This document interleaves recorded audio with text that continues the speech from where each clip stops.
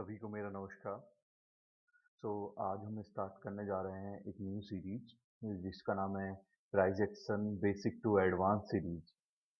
तो ये इंट्रोडक्शन है इस सीरीज का कि इसके अंदर हम क्या क्या सीखने वाले हैं, कैसे कैसे हम स्टेप बाय सीरीज को आगे बढ़ाएंगे। तो लेट्स स्टार्ट, हम स्टार्ट करते हैं। सो इस ये सीरीज बेसिक लेवल से लेके एडवांस लेवल तक जाएगी, जिसमें हम आपको बताएंगे। फर्स्ट स्टेप हम लेके चलेंगे psychology of trading, psychology of trader, कि एक ट्रेडर की साइकोलॉजी क्या होनी चाहिए ट्रेडिंग करते वक्त, कि उसे इमोशनली अटैच होना चाहिए ट्रेड से या उसे क्या करना चाहिए। तो ये सारी चीजें हम जानेंगे साइकोलॉजी पे। और सेकंड स्टेप होगा रिस्क मैनेजमेंट। जैसे कि फर्स्ट स्टेप मैंने आपको बताया साइकोलॉजी, तो हम नोट डाउन कर लेते हैं।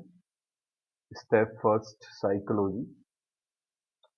जो बेसिकली साइकोलॉजी है, साइकोलॉजी होता है माइंडसेट, कि आप ट्रेड को किस तरीके से देख रहे हैं, ट्रेड में क्या करने वाले हैं आप।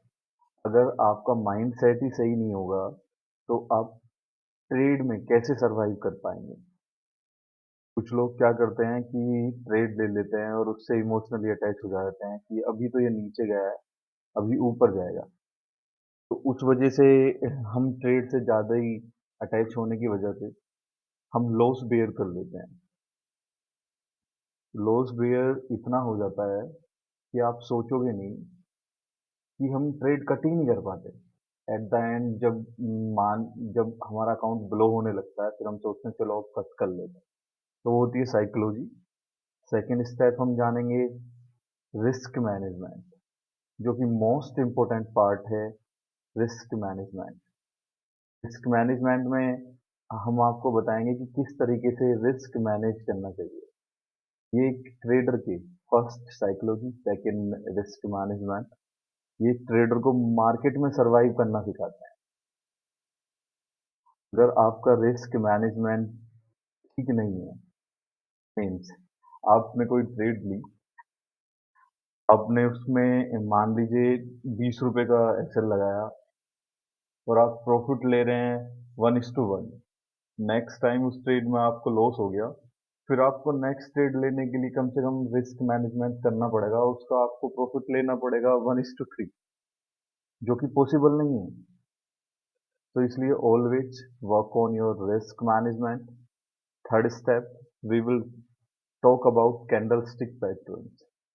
There are so many candlesticks pattern, but we will talk about little bit some important candlestick patterns which are workable.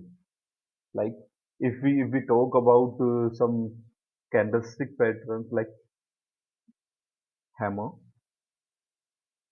bullish engulfing, bearish engulfing, and tweezer top, tweezer bottom, double bottom, N pattern, W pattern. We will talk about these pattern in this candlestick videos.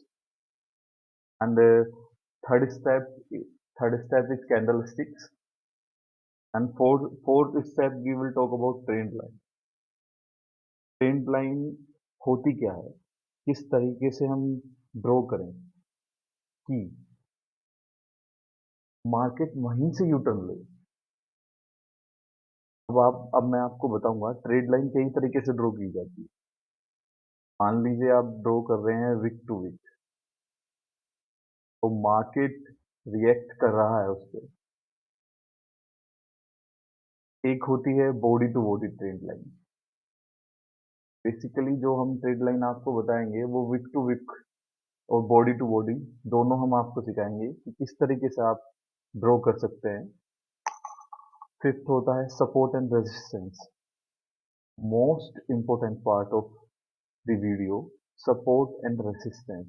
Psychology risk management के बाद support and resistance बहुत important part है इस video का। इसमें हम आपको बताएंगे सपोर्ट एंड रेजिस्टेंस किस तरीके से ड्रॉ किया जाता है। सपोर्ट एंड रेजिस्टेंस होता क्या है, सपोर्ट एंड रेजिस्टेंस जहां होते हैं वहां से मार्केट रिएक्ट क्यों करता है। बहुत सारी चीज़ें हैं जिससे हम आपको बताएंगे। 6 स्टेप हो गया ये। 7 स्टेप जो होगा, हम धीरे धीरे चलेंगे, कोई हमें जल्दी नहीं है। साइकोलॉजी से लेके, रिस्क मैनेजमेंट लेके, कैंडलस्टिक लेके, ट्रेंड लाइन लेके, सपोर्ट एंड रेजिस्टेंस लेके, we will go slow and slow. And again, next part is top to bottom analysis. एक चार्ट को अगर हम देख रहे हैं तो किस तरीके से देखें, और चार्ट में क्या क्या देखें, उसे बोलते हैं टॉप टू बॉटम एनालिसिस। होता क्या है, हम दूसरे पे डिपेंड रहते हैं कि मान लीजिए कोई यूट्यूबर है या कोई यूट्यूबर है, तो आप उसकी वीडियो का इंतजार करते रहते हैं कि किस कब वो वीडियो डाले एनालिसिस की, और हम उस पे बिलीव करें।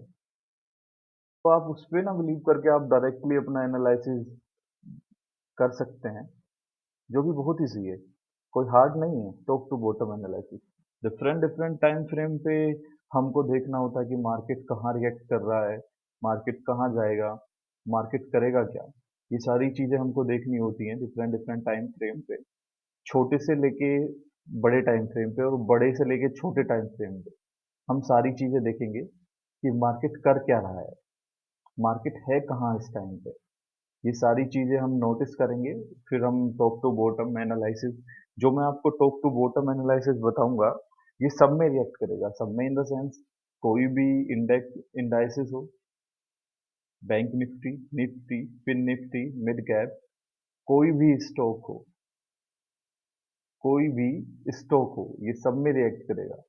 और जब ये सब में रिएक्ट करेगा तो आपको खुद ही आइडिया हो जाएगा। आप फर्स्ट टाइम जब लेके बैठेंगे, 2-3 बार इसकी 10-15 चार्टों पे, कम से कम 50-60 चार्टों पे इसकी प्रैक्टिस करेंगे, तो ये आपकी ऑन द वे आपकी आंखों में जग जाएगा कि हाँ, हाँ ये टॉप टू बॉटम एनालिसिस ये ठीक है। तो उसके बाद हम जाएंगे नेक्स्ट पार्ट पे।